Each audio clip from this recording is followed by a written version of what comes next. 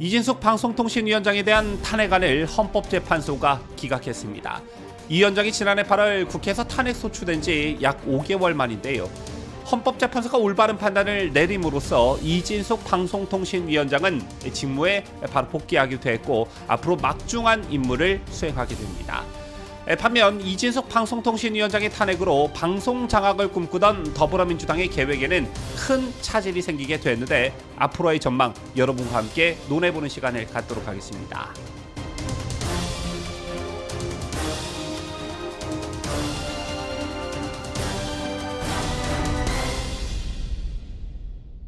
시청자 여러분 안녕하십니까? 뉴스데일리 베스트 미네커입니다. 오랜만에 정말 희소식이 전해졌습니다. 희소식이라는 표현보다는 승전보가 전해졌다 이런 표현이 더 정확할 듯한데요. 이진숙 방송통신위원장에 대한 탄핵안을 헌법재판소가 기각했습니다. 이 위원장이 지난해 8월 국회에서 탄핵 소추된 지 약 5개월 만인데요. 이진숙 위원장의 복귀를 바라셨던 분들 정말 많으셨을 거라 생각합니다. 저도 이진숙 위원장의 복귀를 정말 간절히 바랬던 그런 사람 중 한 명이었는데 자, 일단 MBC와 JTBC 등 이번 윤석열 대통령 탄핵 정국에서 기성 언론들, 특히 좌파 언론들의 행태를 보면 도를 넘어도 한참 넘었다는 지적과 불만들이 넘쳐나고 있습니다. 자, 이런 것들을 바로잡을 유일한 단 한 사람, 우리 우파 진영 내에서 김문수 고용노동부 장관과 함께 가장 전투력이 강한 사람으로 평가받고 있는 인물이 바로 이진숙 방송통신위원장이었죠. 때문에 이진숙 위원장의 복귀를 애타게 기다리신 분들 정말 많으셨을 거라 생각합니다. 자, 먼저 오늘 헌법재판소가 낸 보도 자료를 보면 재판관 전원이 기각 결정을 내린 것은 아니었습니다. 방통위원장의 탄핵 심판을 두고 정치 성향별로 구분해서 이걸 윤석열 대통령의 탄핵 심판을 유추하는 것, 이것까지는 무리가 있겠지만 공교롭게도 정치 성향별로 명확히 갈린 게 매우 인상적이었는데요. 피청구인 즉 이진숙 방통위원장의 헌법 또는 법률 위반이 인정되지 않는다라면서 기각 의견을 낸 헌법재판관은 김영두, 정영식, 김복형, 조한창 이렇게 4명이었고요. 자, 이진숙 방송통신위원장이 중대한 법률 위반을 했다라면서 파면 결정 의견을 낸 재판관은 문영배, 이미선, 정정미, 정계선 이렇게 4명이었습니다. 자, 그렇다면 그동안 알려진 이들 헌법재판관들의 정치 성향을 보면 자, 우선 헌법재판소 재판부는 현재 8명으로 구성되어 있습니다. 총 정원 9명에서 1명이 모자란 상태에 있죠. 어쨌든 8명의 성향을 살펴보면 중도와 보수 5명, 진보 3명으로 분석되고 있습니다. 문영배 헌법재판소장 권한대행, 이미선, 정계선 재판관은 여러분께서도 잘 아시다시피 진보 성향으로 분류되는데요. 문영배 권한대행과 이미선 재판관은 전직 대통령인 문재인이 지명했습니다. 그리고 정계선 재판관은 민주당이 지명했는데요.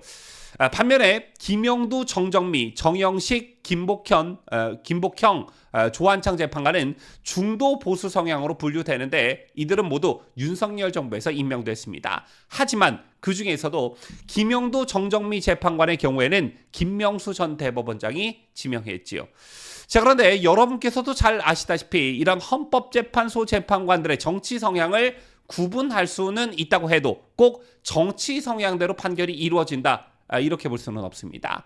중도 보수 성향으로 분류되는 재판관 중에서도 사안에 따라 진보 성향과 같은 그런 결론을 내리는 경우도 많았는데요. 대표적으로 앞서 박근혜 전 대통령 탄핵 당시 헌법재판소 재판부는 중도 보수 6명 대 진보 2명으로 분석되고 있었는데 기억하시다시피 전원일치 의견으로 탄핵 결정을 내린 바 있습니다. 하지만 오늘 이진숙 방송통신위원장에 대한 탄핵 심판 기각 결정을 보면 대체적으로 성향대로 간 듯 보여집니다. 문재인과 민주당이 임명한 재판관들 문영배, 이미선, 정계선 이들 3명에 더해 김명수 전 대법원장이 지명한 정정미 재판관이 탄핵 인용 의견을 냈고요. 반대로 김영두, 정영식, 김복형, 조한창 이렇게 4명 그동안 중도 보수 성향으로 분류됐던 재판관들이 탄핵 기각 의견을 냈습니다. 앞서도 말씀드렸지만 탄핵 심판이라는 게 케이스 바이 케이스이겠지만 윤석열 대통령에 대한 탄핵 심판을 앞두고 굉장히 많은 관심이 쏠릴 수밖에 없는 이진숙 방송통신위원장에 대한 탄핵 심판이었기 때문에 즉 이걸 통해 윤석열 대통령에 대한 탄핵 심판을 어느 정도 예측해 볼 수 있는 그런 부분이 분명 있었기 때문에 꼭 절망적이지는 않다라는 것입니다. 윤석열 대통령을 탄핵으로 파면하려면 재판관 6명 이상의 동의가 있어야 되는데 이진숙 방송통신위원장의 오늘 결정만 놓고 보면 꼭 절망적이지 않다라는 것이죠.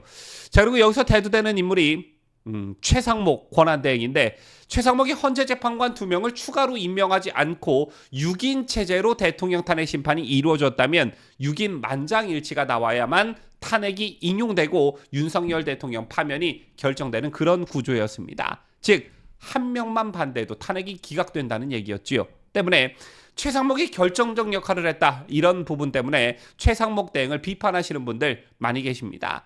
저도 이 부분이 많이 원망스러운데요. 하지만 오늘 이진숙 방통위원장에 대한 탄핵 심판이 결국엔 재판관들 성향대로 갔다라는 점에서 물론 방통위원장 탄핵과 대통령의 탄핵을 같은 선상에서 놓고 비교할 수는 없겠지만 절망적인 상황은 아니라는 게 제 생각입니다. 자, 그리고 다시 이진숙 방송통신위원장 얘기로 돌아와서 너무나 어처구니 없게도 이진숙 위원장은 취임 이틀 만에 탄핵 소추됐습니다. 이게 의미하는 것은 위법을 저지를 시간도 없었다는 것이죠. 자, 그런데 민주당이 MBC를 자기 편으로 묶어두기 위해 탄핵안을 밀어붙였습니다. 또 이게 의미하는 것은 사건 심리에 시간이 이렇게나 많이 걸릴 필요성이 절대 없었다는 것입니다. 그런데도 헌법재판소는 5개월씩이나 시간을 끌었죠. 자, 바로 이 대목에서 비판할 수 있는 지점이 헌법재판소가 또 민주당 눈치를 봤다라는 것입니다. 누가 봐도 이진숙 방송통신위원장의 탄핵 소추는 명백히 정략적 목적이었습니다. 기억하시다시피 민주당은 이 위원장 취임 전부터 탄핵하겠다고 으름장을 놨죠. 그리고 실제 취임 하루 만에 탄핵안을 발의하고 그 하루 뒤에 이걸 통과시켰습니다. 이진숙 위원장이 취임 직후 방통위 2인 체제에서 공영방송 이사 선임안을 의결한 것을 문제 삼았지만 이것도 코미디인 게 방통위원 추천권을 거부해 2인 체제를 만든 게 다름 아닌 민주당이었습니다. 그래 놓고 그 상태에서 일을 했다고 탄핵하는 게 자, 이게 말이 되냐라는 것이죠.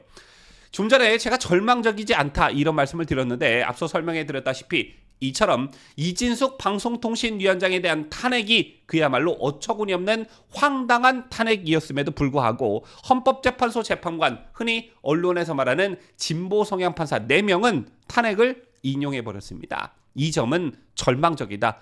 어떻게 이런 어처구니 없는 탄핵을 두고도 인용 의견을 낼 수 있나? 이 점은 비판할 지점이 분명 있다. 이런 말씀을 드리고 싶고요.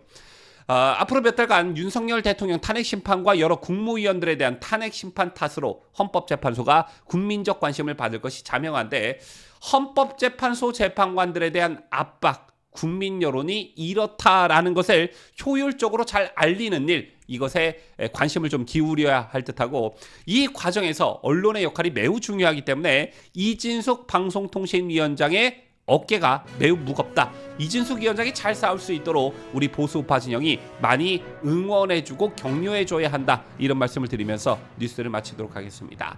지금까지 저는 자유대한민국을 소화하는 뉴스데일리 베스트 미네커였습니다.